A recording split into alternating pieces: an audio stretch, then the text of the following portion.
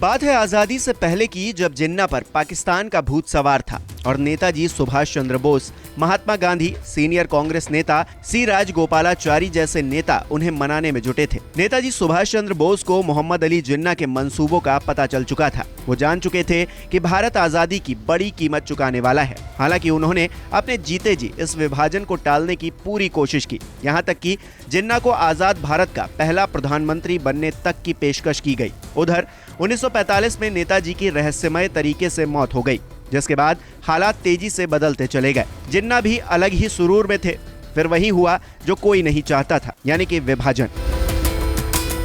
हालांकि जानकार मानते हैं कि अगर आजादी तक नेताजी जिंदा होते तो पिक्चर शायद कुछ और होती। नेताजी की आजाद हिंद फौज सड़कों पर जिन्ना और मुस्लिम लीग के गुंडों को मुंहतोड़ जवाब देने की ताकत रखती थी। वहीं नेताजी की लोकप्रियता मुसलमानों में भी थी। आजाद हिंद फौज में ही मुस्लिमों की संख्या ठीक ठाक थी।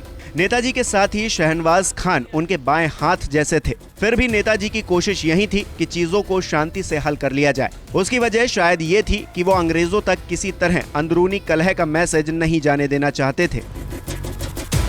फ्लैशबैक में चलें तो 1920 से ही जिन्ना को कांग्रेस की तरफ से कड़ी चुनौती मिल रही थी। कांग्रेस की जड़ें पूरे देश में फैल चुकी थी।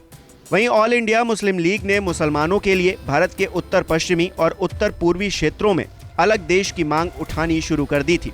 1940 तक जिन्ना की विभाजनकारी सोच सबके सामने खुलकर आ चुकी थी। 23 मार्च को उन्होंने पाकिस्तान के गठन के लिए प्रस्ताव पारित किया।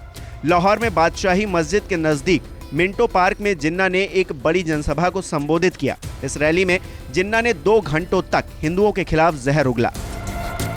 फारूक अहमद डार अपनी किताब Jinnah's Pakistan, formation and challenges of state में लिखते हैं, 1940 के प्रस्ताव के बाद कांग्रेस ने जिन्ना को समझाने की कोशिशें तेज कर दी थी।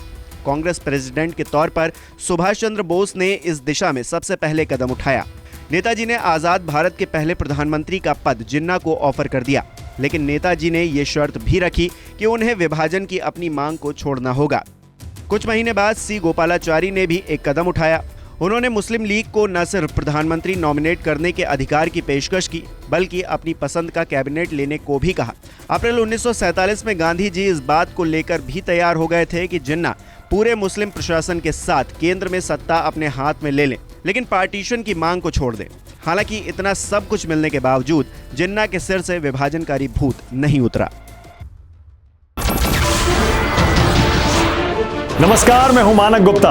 अगर आपको हमारा ये वीडियो पसंद आया हो तो इसे लाइक और शेयर जरूर करें, और हां, हमें सब्सक्राइब और फॉलो करना ना भूलें ताकि आप देश और दुनिया की कोई खबर मिस ना करें।